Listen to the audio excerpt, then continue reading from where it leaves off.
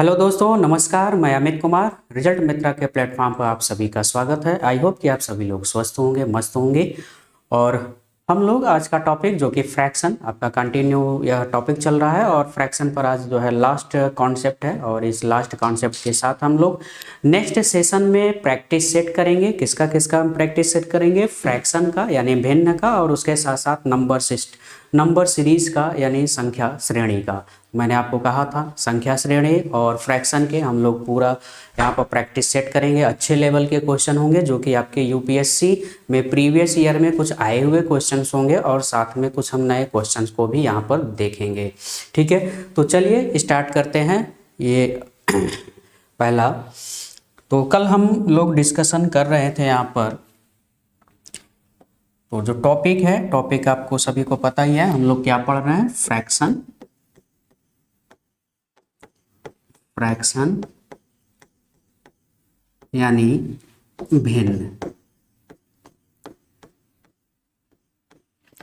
भिन्न में कल हम लोगों ने डिस्कशन किया था कि कौन सी भिन्न बड़ी होगी या छोटी होगी, तो हम कैसे उसको पता कर पाएंगे। ठीक है, कैसे हम उसको पता कर पाएंगे कि कौन सी भिन्न बड़ी है या फिर छोटी है। ठीक है, तो उन्हीं भिन्नों में से कुछ पहले हम लोग क्वेश्चंस करते हैं और उसके बाद फिर हम लोग आगे चलते हैं।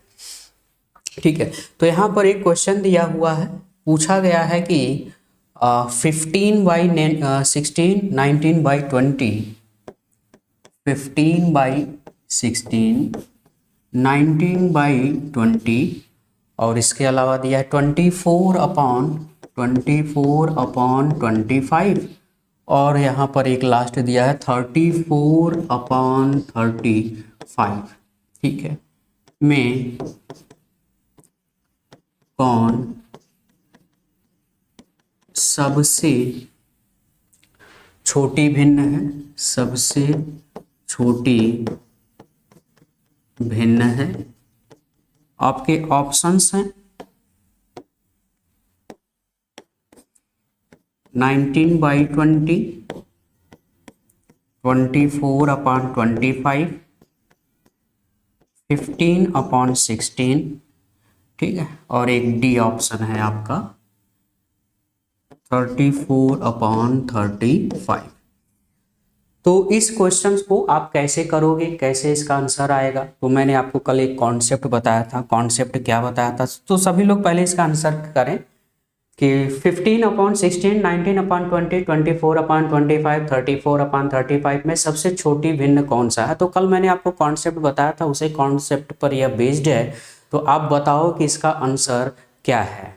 सभी लोग कमेंट करेंगे कि इसका आंसर क्या है। सभी लोग कमेंट करिएगा। चलिए, यहाँ पर हमने आपको कॉन्सेप्ट बताया था कि अगर न्यूमरेटर और डिनोमिनेटर का जो डिफरेंस है, अगर वह एक हो, न्यूमरेटर और डिनोमिनेटर का डिफरेंस कितना हो? एक हो। तो सब में आप देख रहे हैं डिफरेंस कितने का है? सबका डिफरेंस एक ही है। न्यूमरेटर और डिनोमिनेटर यानी अंश और हर का जो अंतर है वह कितना है? एक है। और जब सब में एक है तो मैंने आपको कॉन्सेप्ट ये बताया था कि अगर अंश, जिसमें अंश सबसे छोटा हो, जिसमें क्या हो? अंश यानी न्यूमरेटर, जिसमें न्यूमरेटर सबसे छोटा हो। क्या हो? सबसे छोटा हो। ठीक है, सबसे छोटा। तो जो सबसे न्यूमरेटर छोटा होगा, जो सबसे न्यूमरेटर क्या होगा? छोटा होगा, तो उसकी वैल्यू क्या होगी? छोटी होगी। ठीक है, ध्यान में रखें, यहाँ पर जो सबसे छोटी न्यूमरेटर होगी उसकी वैल्यू छोटी होगी। जैसे कि अगर मैं मान लो कहूँ, जैसे 1/2 है, ठीक है, और 2/3 है। ठीक है, जैसे इसको हम अगर डिवाइड करें तो 0.5 आएगा, और इसको डिवाइड करें तो आपका आ जाएगा 0 पॉइंट कितना आ जाएगा भाई? 6 आ जाएगा। समझ रहे हैं? तो यहाँ पर एक चीज़ ध्यान में रखना है। क्या ध्यान में रखना है? कि हर इसमें सब बड़े हों। ठीक है, हर जो है अंश वाले से ग्रेटर देन हो और डिफरेंस सबका एक हो। ठीक है, डिफरेंस सबका एक हो या समान हो। ठीक है, डिफरेंस सबका समान हो या एक हो। तो ऐसे कंडीशन में क्या होगा? जो सब जिस भिन्न का न्यूमरेटर सबसे कम होगा या सबसे छोटा होगा वह भिन्न सबसे छोटी होगी, और जिस भिन्न का अंश या न्यूमरेटर सबसे अधिक होगा वह भिन्न सबसे बड़ी होगी। इसका मतलब यह है कि इस वाली संख्या में ये जो 15/16 है ये अंश में सभी अंशों में यानी 15, 19, 24 और 34 में सबसे छोटी कौन है? 15 है। तो इसका मतलब ये सबसे छोटी भिन्न है। अगर हम सबसे बड़ी पूछा होता तो सबसे बड़ी भिन्न ये है, तो इसका मतलब ये हमारा आंसर हो जाता। लेकिन यहाँ पे पूछा है सबसे छोटी भिन्न बताइए, तो सबसे छोटी भिन्न हमारा कौन सा हो जाएगा? सी वाला हमारा आंसर करेक्ट हो जाएगा। चलिए इसी तरह से एक और मैं क्वेश्चन आपको दे रहा हूँ, आप सभी लोग कमेंट करेंगे। तो क्वेश्चन है, सभी लोग कमेंट करेंगे 5/7,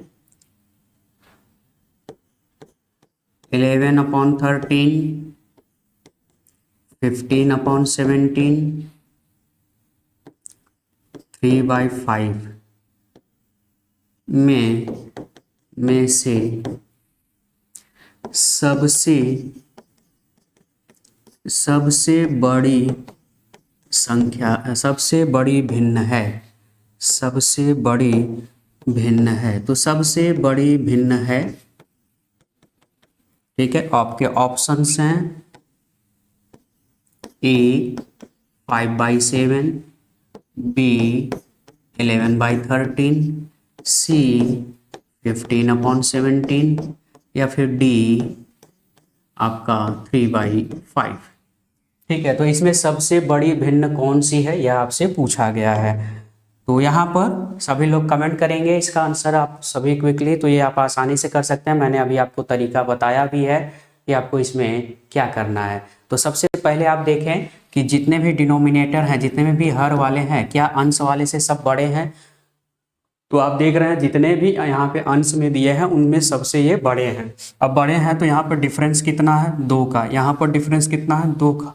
यहाँ पर डिफरेंस कितना है? 2 का। यहाँ पर डिफरेंस कितना है? 2 का। सभी में अंश और हर का जो अंतर है वह सभी में क्या है? 2 का है। न्यूमरेटर डिनोमिनेटर में सब में डिफरेंस सेम है। अगर सब में डिफरेंस सेम है तो जो सबसे अंश में, ध्यान रखें, अंश में यानी न्यूमरेटर में जो सबसे छोटा होगा वह सबसे छोटी भिन्न होगी, और न्यूमरेटर में जो सबसे बड़ा होगा वह सबसे बड़ी होगी। इसका मतलब 15/17, चूंकि न्यूमरेटर, सभी न्यूमरेटर में, सभी अंशों में सबसे बड़ी अंश कौन सी है? 15 है। तो यही हमारा क्या हो जाएगा? आंसर हो जाएगा, यानी 15/17 करेक्ट हमारा आंसर हो जाएगा। आई होप कि ये बात आपको बिल्कुल क्लियर हो गई होगी।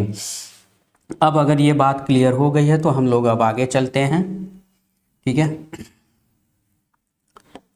और कल हम लोग इस पर जो है प्रैक्टिस सेशन करेंगे, प्रैक्टिस सेट करेंगे। अच्छा, सभी लोगों का आपका मैंने मैसेज देखा, कई लोगों ने मैसेज किया है कि संडे को जो है आप रिवीजन के लिए छोड़ दें। तो संडे के लिए रिवीजन जो रहेगा, ठीक है, तो आप रिवीजन बिल्कुल करिए, ठीक है। तो केवल आपको 1 घंटे की वीडियो ही तो देखनी है, तो आप अगले दिन देख लीजिए, ठीक है। नहीं अगर लाइव अगर आप आ सक रहे हैं या आपको दिक्कत हो रही है, ठीक है, तो कोई दिक्कत नहीं है, बाकी आपकी क्लास ये कंटिन्यू चलेगी, ठीक है। चलें, आज हम लोग बात करते हैं आगे कुछ स्पेशल केसेस में। चलें, तो कभी कभी कुछ स्पेशल जो केस होते हैं भिन्नों के जोड़ में, ठीक है, भिन्नों के योग में, जैसे मान लो क्वेश्चन में आ गया कि 99 1/7 plus 99 2/7 plus 99/3/7 plus dot dot 99, ठीक है, 99 7/7, ठीक है। ये मान लो कुछ दिया है डिजिट इस तरह से। तो अगर हम इसकी वैल्यू, अगर हम पूछें कि इसकी वैल्यू क्या होगी, और मैं आपको ऑप्शन दे रहा हूँ, ऑप्शन मैं आपको दे रहा हूँ यहाँ पे, option 100, option B 101, option C 102, option D 103, ठीक है, तो ये चार ऑप्शंस हैं। पहले आप इस चार ऑप्शंस को देखें, सोचें, समझें और करें कि हम इसको क्विकली कैसे हम इसको हैंडल कर पाएँ, कैसे हम इसको क्विकली कर सकते हैं। ठीक है, तो क्वेश्चन ये दिया है और यहाँ पे हमारा कौन सा आंसर हो जाएगा, कौन सा करेक्ट आंसर होगा, सभी लोग कमेंट करेंगे।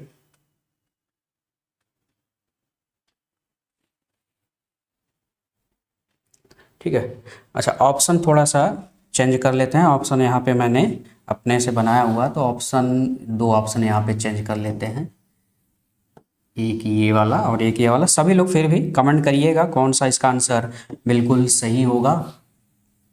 ठीक है, सभी लोग कमेंट करेंगे।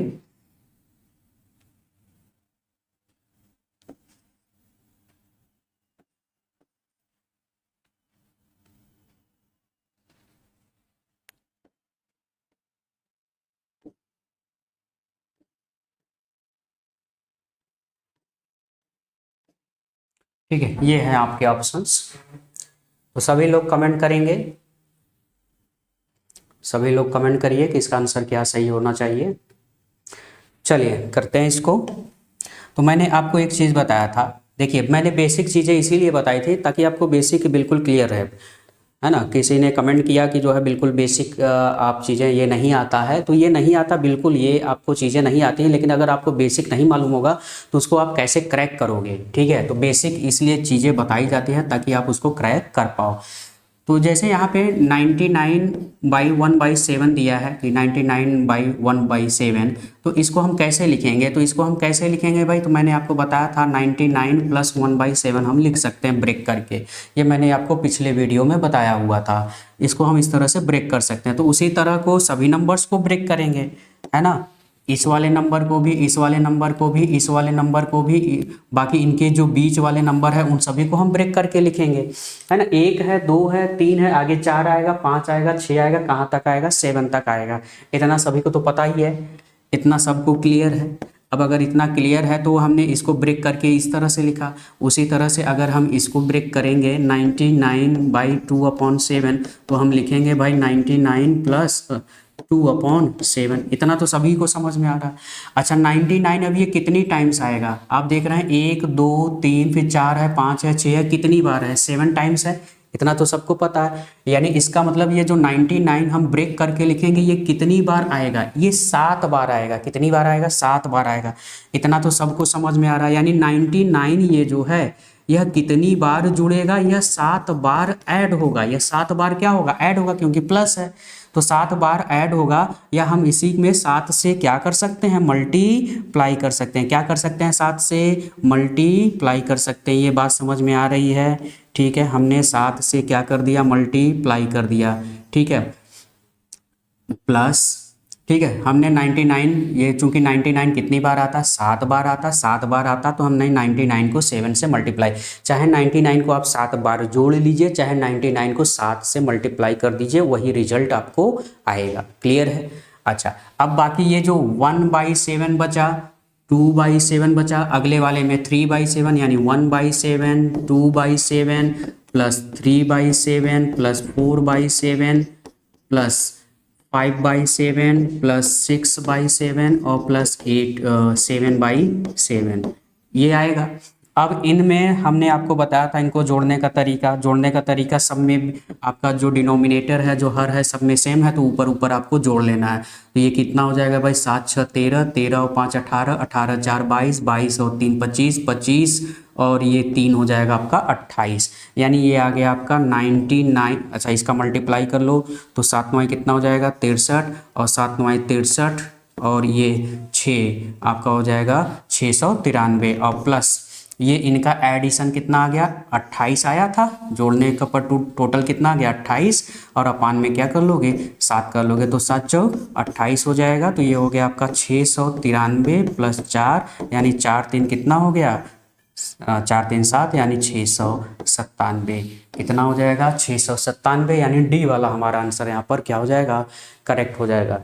ये बातें आपको समझ में आ गई या फिर नहीं, या कहीं आपको कन्फ्यूजन हो रहा है, बातें क्लियर है। ठीक है, चले, अगर बातें क्लियर है तो मैं इसी तरह से आपको एक और क्वेश्चन दे रहा हूँ और सभी लोग इसका जो है आंसर करेंगे।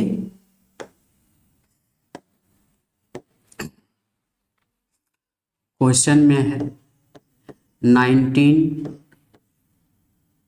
1/8 प्लस 19 2/8 प्लस 19 3/8 प्लस ऐसे ही प्लस 19/8/8। ठीक है, ये दिया है। तो सभी लोग इसका आंसर करिए, मैं आपको ऑप्शन दे रहा हूं।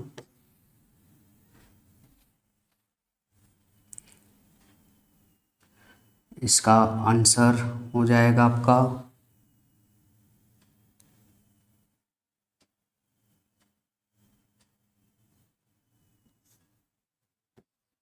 162 और ये हो गया आपका 162 1/8 ऑप्शन बी।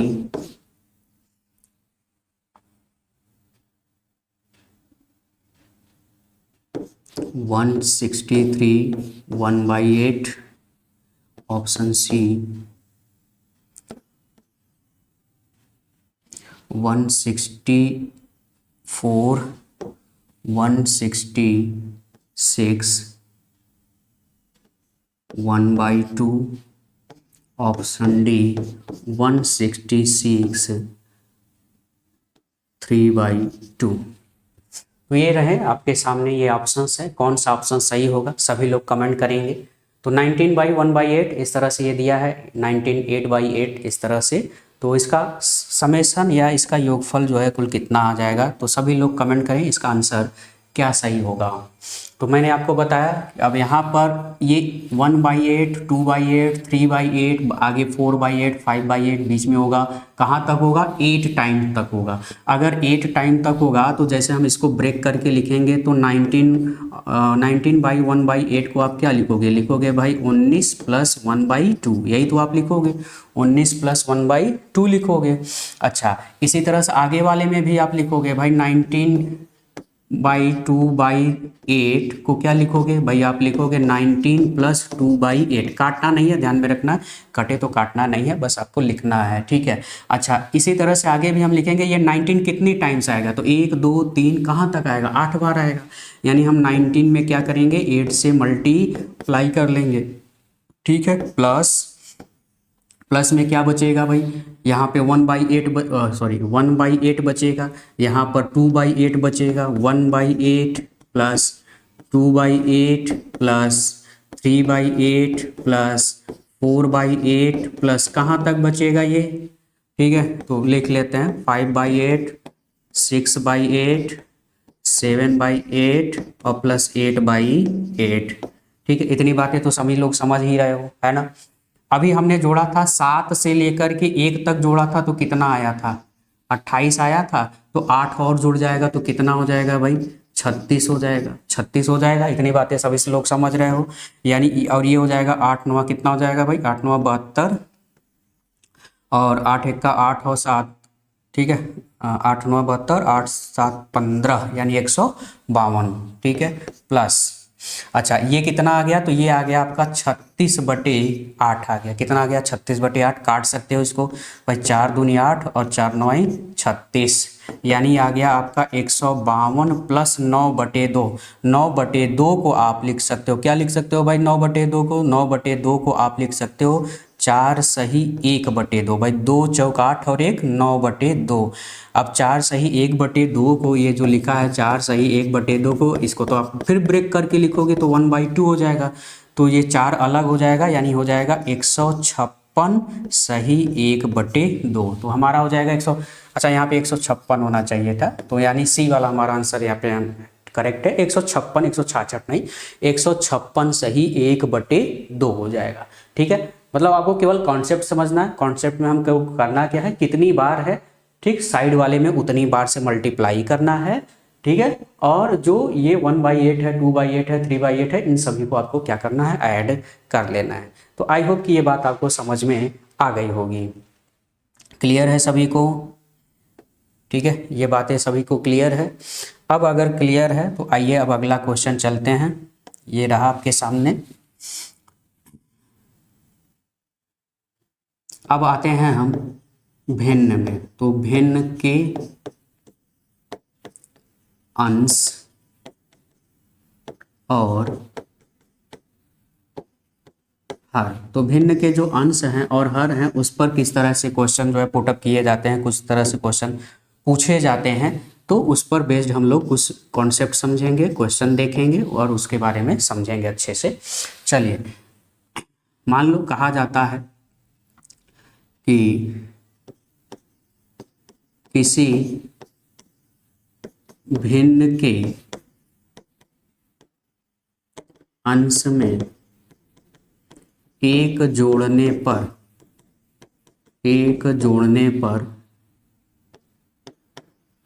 भिन्न का मान एक आता है। कितना आता है? एक आता है, एक प्राप्त होता है। ठीक है, तो यहाँ पे कह रहा है कि किसी भिन्न के अंश में अगर हम एक जोड़ दें तो भिन्न का मान कितना प्राप्त होता है? एक ही प्राप्त होता है। ठीक है, एक प्राप्त होता है। तथा यदि हर में एक घटा दिया जाए,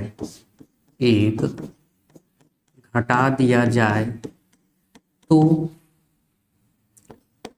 भिन्न का मान एक प्राप्त होता है। यानी फिर भी कितना प्राप्त होता है? एक ही प्राप्त होता है। तो भिन्न बताइए क्या है? तो भिन्न क्या है? ठीक है, ये क्वेश्चन हमने आपसे पूछा।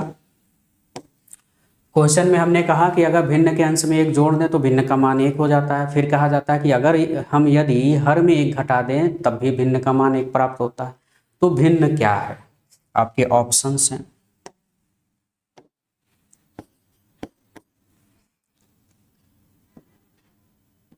आपके ऑप्शंस हैं 7/4, ऑप्शन बी है 2/3, ऑप्शन सी है 4/9, ऑप्शन डी है 11/13।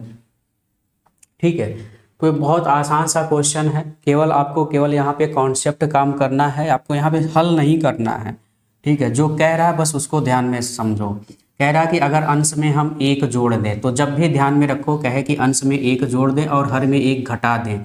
ठीक है, तो इसका मतलब जो भिन्न का डिफरेंस है वह केवल एक का है। भिन्न में जो डिफरेंस होगा वह केवल किसका होगा? एक का होगा। तो यहाँ एक का तो डिफरेंस नहीं है, यहाँ पर भी एक का डिफरेंस नहीं है और यहाँ पर भी एक का डिफरेंस नहीं है। केवल एक का डिफरेंस किस में है? केवल बी वाले ऑप्शन में। तो यही हमारा आंसर भी हो जाएगा। जब भी कहा जाए कि अंश में जोड़ें और वही आ जाए, ठीक है, और हर में जोड़ें तो फिर वही मतलब हर में घटाएं, एक में जोड़ा जाए एक में घटाया जाए।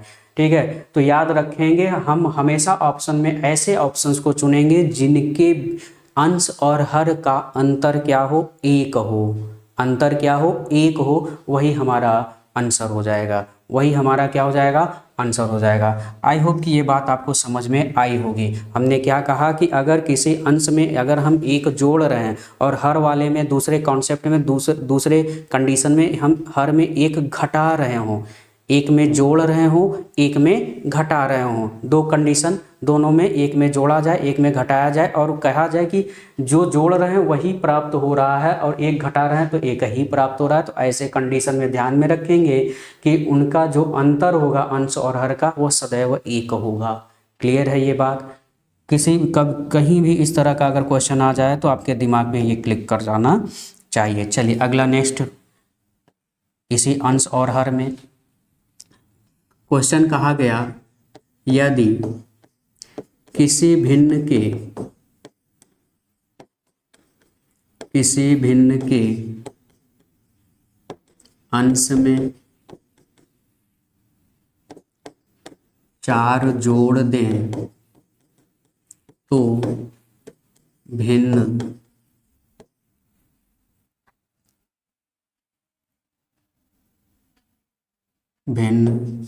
7/8 हो जाता है। कितना हो जाता है? 7/8 हो जाता है।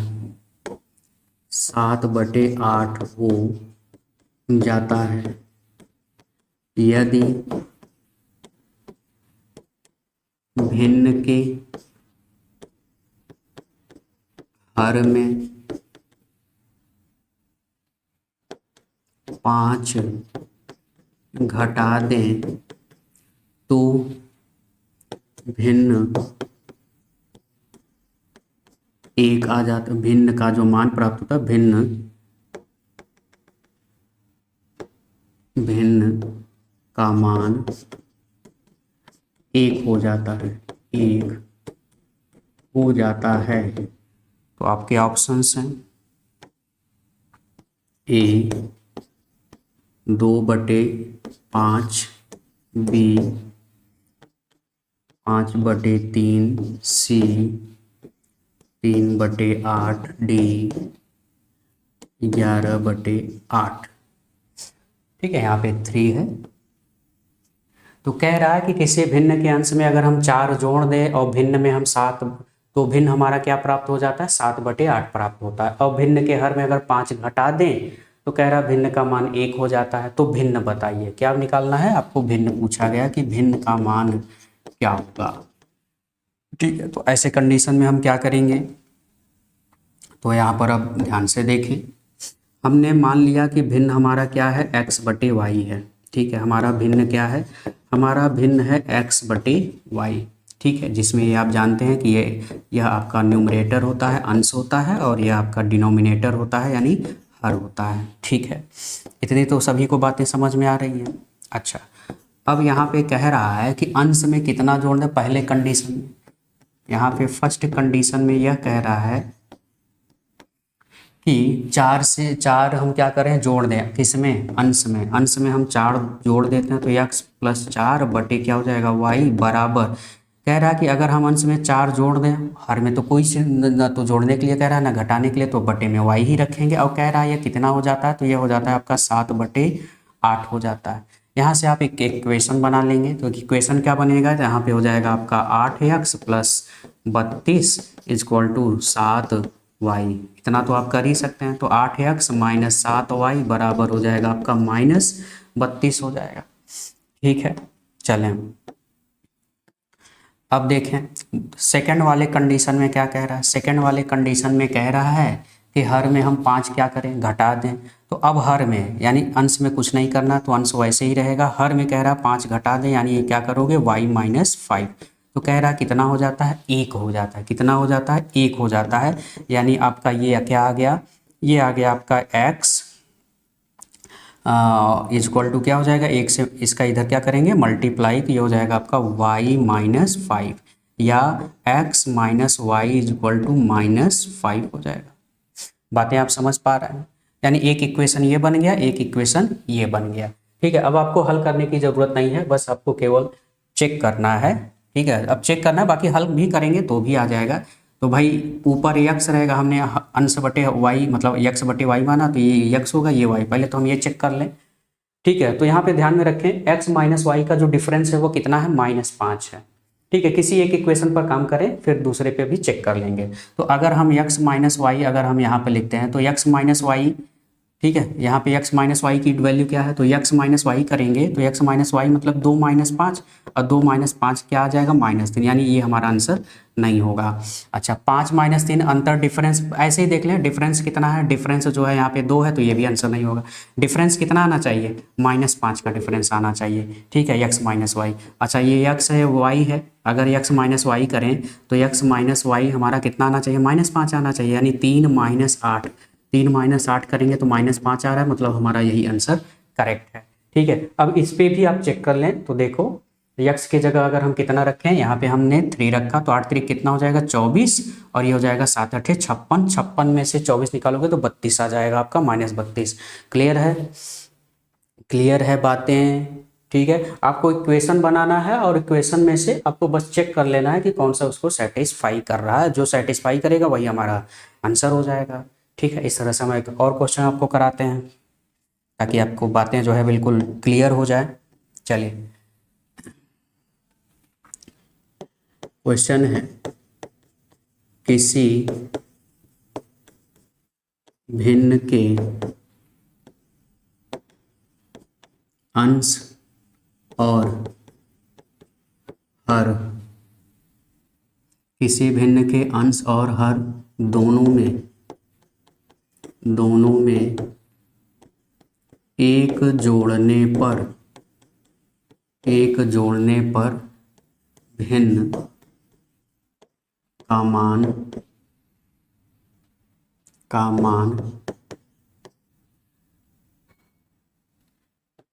2/3 प्राप्त होता है। कितना प्राप्त होता है? 2/3 प्राप्त होता है। तथा यदि हर में 2 घटा दिया जाए तो भिन्न 1 प्राप्त होता है। यानी जो भिन्न का मान प्राप्त होगा वह 1 प्राप्त होता है। तो भिन्नों के अंकों का योगफल होगा। यानी जो अंश और हर हैं उनका योगफल कितना आएगा? आपके ऑप्शंस हैं 5, 9, 7 या फिर 8। ठीक है, अब थोड़ा सा क्वेश्चन मैंने घुमा करके पूछा है। कह रहा है कि किसी भिन्न के अंश और हर दोनों में क्या कर दिया जाए? 1 जोड़ दिया जाए तो भिन्न का मान कह रहा है 2/3 प्राप्त होता है। दूसरा कंडीशन कह रहा है कि हर में अगर 2 घटा दिया जाए तो भिन्न का मान 1 प्राप्त होता है। तो भिन्नों के अंकों का योगफल कितना होगा? भिन्नों के अंकों का योगफल कितना होगा, यह आपसे पूछा जा रहा है। ठीक है, तो पहला कंडीशन। ठीक है, अब ढेर सारी बातें हम लोग नहीं लिखने वाले हैं। हम भिन्न जानते हैं क्या होता है, x/y। भिन्न हमारा क्या है? x/y। तो इसी में तो कह रहा अंश और हर दोनों में क्या कर दिया जाए? 1 जोड़ दिया जाए। तो दोनों में हमने जोड़ दिया x+1 और अपॉन में y+1। तो हमारा अंश है x और हर है y। तो अंश में हमने अंश और हर दोनों में 1 जोड़ दिया। जोड़ने के बाद ये कह रहा है कि यह कितने के बराबर आ जाता है या कितना इसका मान हो जाता है? तो कह रहा है 2/3 हो जाता है। तो इसका क्रॉस मल्टीप्लिकेशन आप कर लो। तो इसका इधर गुणा करोगे, इधर इसका मल्टीप्लाई करोगे, तो इसका इधर मल्टीप्लाई करोगे तो क्या हो जाएगा? 3x+3 इक्वल टू, इसका इधर मल्टीप्लाई करोगे तो 2y+2 हो जाएगा। तो इसको आप थोड़ा सा सिंप्लीफिकेशन कर ले। 3x इसको आप इधर ले आओगे तो क्या हो जाएगा? -2y इक्वल टू 3 उधर ले जाओगे तो -1 हो जाएगा। यानी एक इक्वेशन आपका ये बन गया। अच्छा, सेकंड कंडीशन क्या कह रहा है? सेकंड कंडीशन कह रहा है कि यदि हर में 2 घटा दिया, अंश में वही रहने दिया जाता है, केवल हर में कह रहा है कि 2 हम क्या करें? 2 घटा दें। ठीक है, चलो x तो वही रहेगा, अंश वही रहेगा। हर में कह रहा है 2 घटा दो तो कितना प्राप्त होता है? तो कह रहा है कि 1 प्राप्त होता है। तो इक्वल टू क्या हो जाएगा? 1 हो जाएगा। इसका मल्टीप्लाई करोगे तो x इक्वल टू हो जाएगा y-2 या x - y इक्वल टू क्या आ जाएगा? -2 आ जाएगा। ठीक है, ठीक है, इतनी बात तो समझ में आ रही है। ठीक है, इसमें अगर हम इस इक्वेशन में 2 से मल्टीप्लाई कर दें तो ये क्या हो जाएगा भाई? 2x हो जाएगा।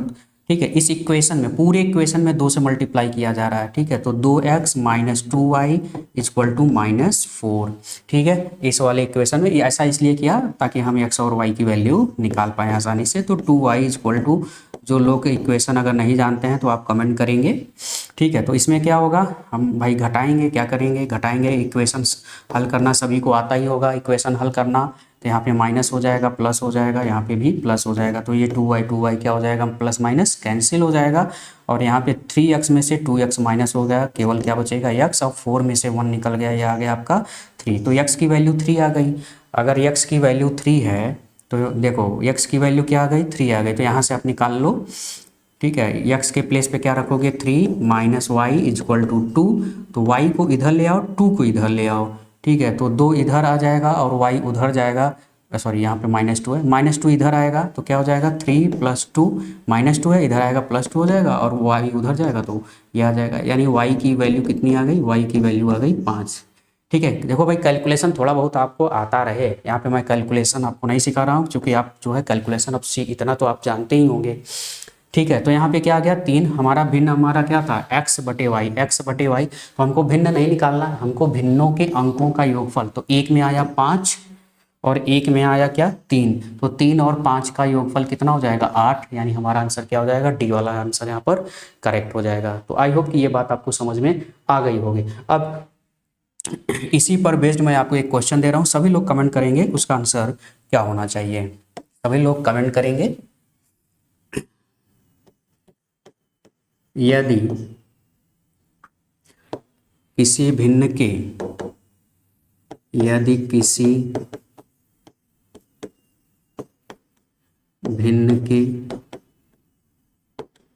अंश और हर में 4 जोड़ दिया जाए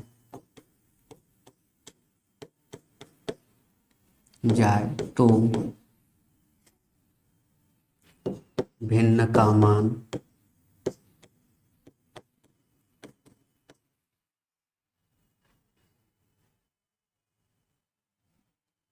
भिन्न का मान 5/, ठीक है, कितना जोड़ दिया जाए, 4। ठीक है। तो यहाँ पे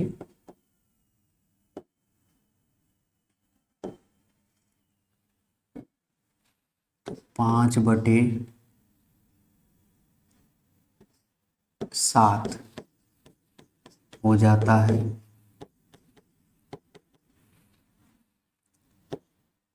है, यदि हर में 1 घटा दिया जाए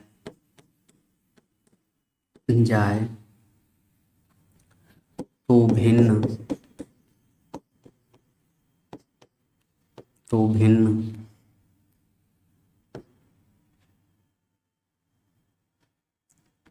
1/2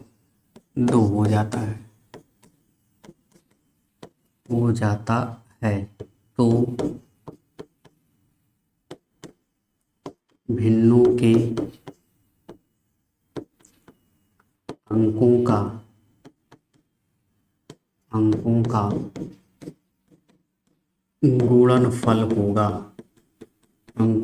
गुणनफल होगा। आपके ऑप्शंस हैं 1, 2, 3 या 4। ठीक है। तो यहाँ पे आपको ऑप्शंस दिए हैं। ठीक है। सभी लोग कमेंट करेंगे इसका क्या आंसर होना चाहिए। चलिए पॉज करके आप जो है देख लीजिएगा इसका आंसर क्या होना चाहिए। चलिए आगे हम लोग चलते हैं, कुछ अगला कॉन्सेप्ट समझते हैं। तो यहाँ पर कुछ अब हम लोग थोड़ा सा आगे चलते हैं और कुछ अलग कॉन्सेप्ट के जो है कुछ क्वेश्चन यहाँ पर हम आपसे पूछते हैं, और सभी लोग कमेंट करेंगे। ठीक है। सभी लोग आप कमेंट जरूर किया करिए। ठीक है।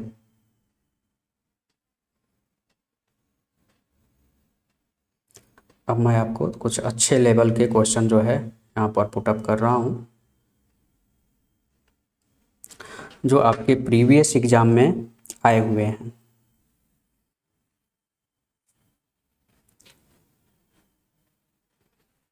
ठीक है। क्वेश्चन दिया हुआ है 61/19 इजक्वल टू 3+, ठीक है, यहाँ पर दिया है 3+, बहुत अच्छा क्वेश्चन है, x + 1/y + 1/z। ठीक है। तो बस ये क्वेश्चन है, और पूछ रहा है, यहाँ पर पूछा गया है कि ये दिया हुआ है, यदि ये दिया हुआ है तो यहाँ पे आपसे वैल्यू पूछा गया है, यहाँ पर z का मान पूछा गया कि z का मान क्या होगा। ठीक है, z का मान क्या होगा। आपके ऑप्शंस हैं, एक, ऑप्शन बी है 2, 3, ठीक है, ऑप्शन बी है 2, ऑप्शन सी है 3, ऑप्शन डी है निर्धारित नहीं किया जा सकता, निर्धारित नहीं किया जा सकता।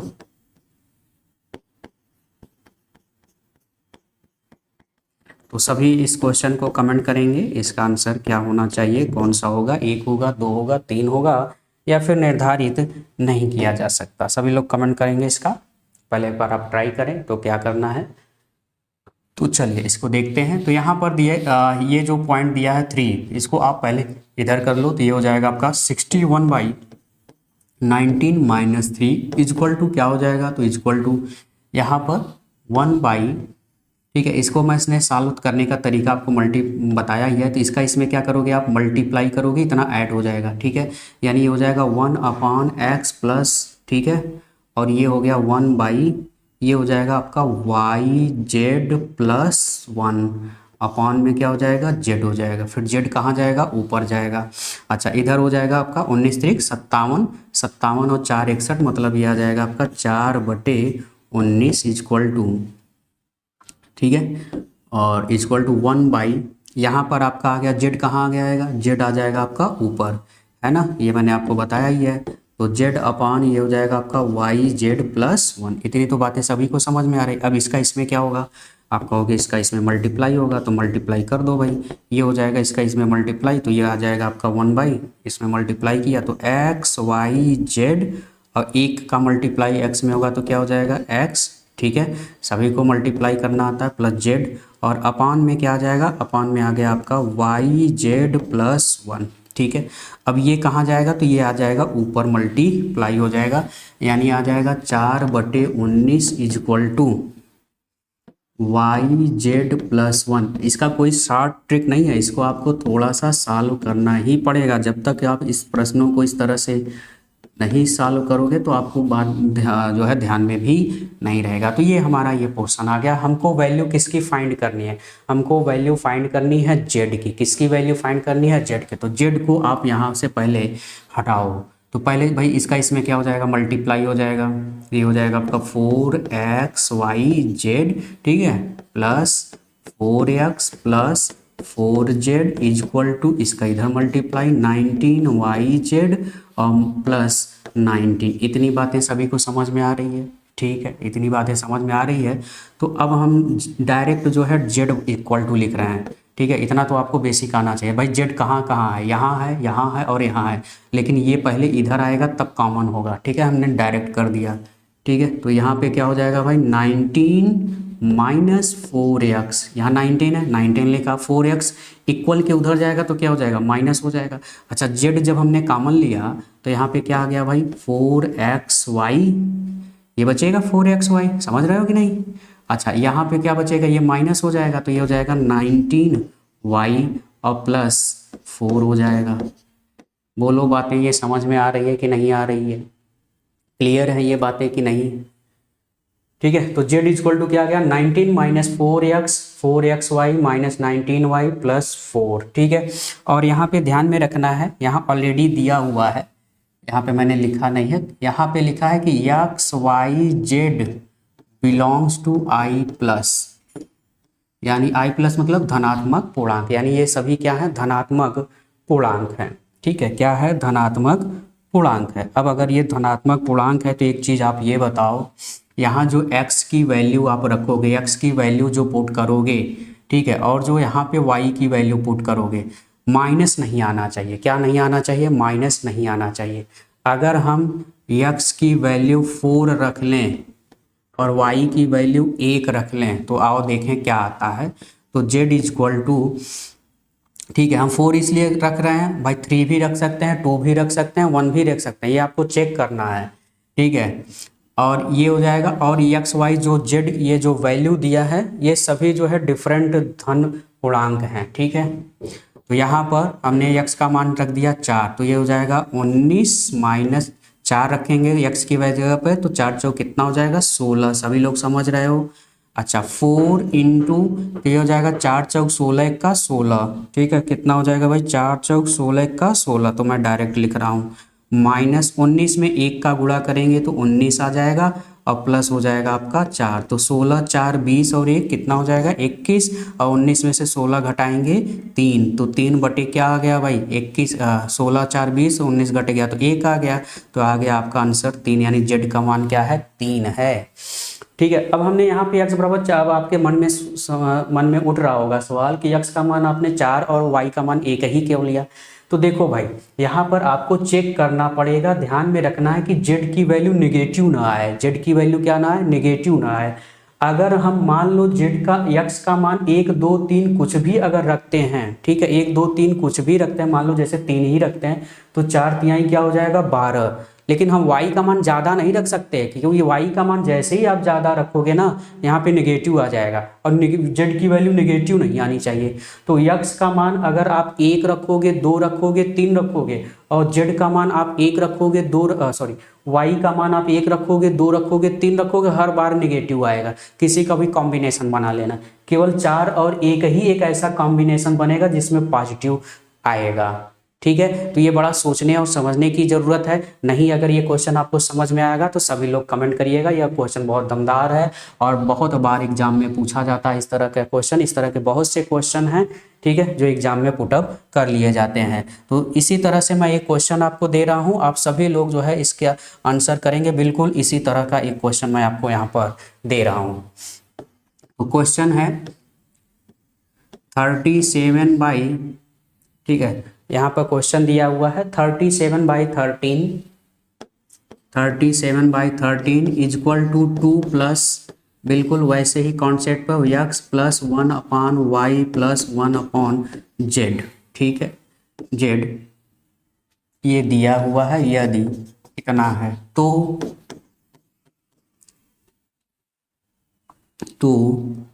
यहाँ पे जो वैल्यू पूछा है वहाँ पे भी वही z का मान पूछा है। z का मान बताइए, z का मान ज्ञात करना है आपको। ठीक है, और जो x y और जो z है यह बिलोंग्स टू करता है i प्लस, यानी इंटीजर यानी धनात्मक पूर्णांक। i प्लस क्या है, धनात्मक पूर्णांक है। ठीक है, यानी x y जो z के मान होंगे वह धनात्मक पूर्णांक है। अब अगर ये पूर्णांक है तो जो ऑप्शंस हैं ऑप्शन भी सेम ही है, यानी 1 2 3, या फिर निर्धारित नहीं किया जा सकता, निर्धारित नहीं किया जा सकता, नहीं किया जा सकता। तो सभी लोग कमेंट करेंगे कि इसका आंसर 1 2 3 में से कौन सा आंसर सही हो जाएगा। ठीक है, यह बड़ा अच्छा क्वेश्चन है, यह ट्रिक पर काम नहीं करता, यह थोड़ा सा कॉन्सेप्ट पर काम करता है। तो कॉन्सेप्ट के अनुसार जब आप चलोगे तभी इसका आप आंसर या जवाब दे पाओगे। तो सभी लोग इसका जो है आंसर, आप सभी लोग इसका आंसर करेंगे कि कौन सा आंसर यहाँ पर सही हो जाएगा। ठीक है, चलिए तब तक आप स्वस्थ रहिए, सावधान रहिए। जय हिंद।